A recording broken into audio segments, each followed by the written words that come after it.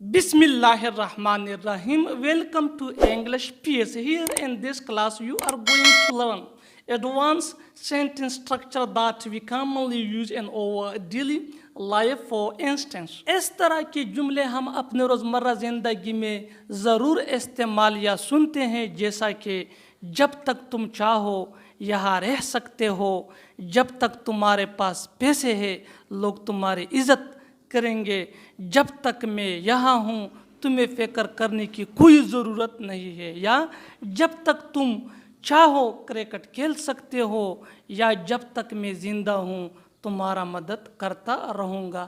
ایسے فکروں کے لیے انگریزی کا جو سٹرکچر یوز ہوتا ہے وہ کچھ اس طرح کا ہے۔ ایز لانگ ایز یہ کنجنکشن ہے جس کی معنی ہے جب تک، اور یہ فیوچر کو ریپرزینٹ کرتا ہے۔ اس کے بعد سمپل پریزنٹ ٹینس، یعنی ایز لانگ ایز کے بعد جو فقرہ ہوگا وہ سمپل پریزنٹ ٹینس میں ہوگا۔ اس کے بعد کاما، اور کاما کے بعد پھر دوسرا سینٹینس۔ یہ پوائنٹ نوٹ کیجئے، جب ہم ایز لانگ ایز میڈل یعنی درمیان میں یوز کرتے ہیں تو پھر کاما کا استعمال نہیں ہوگا۔ Let's see with the help of example. جب تک تم چاہو یہاں رہ سکتے ہو، جب تک تم چاہو یہاں رہ سکتے ہو۔ As long as you want you can stay here. So here in this example as long as conjunction ہے جس کی معنی ہے جب تک، اور یہ فیوچر کو ریپرزینٹ کرتا ہے۔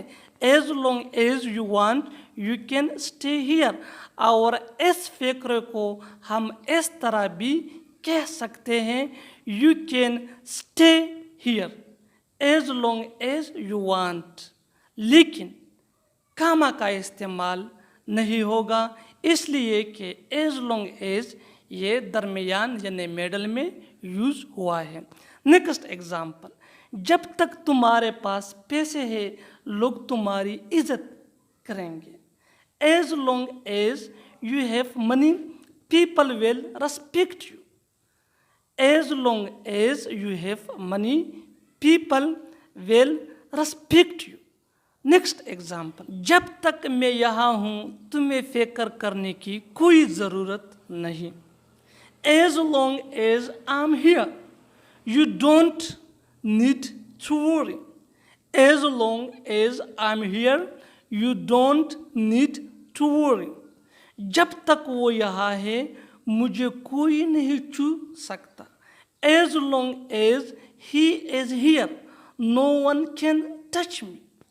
As long as he is here, no one can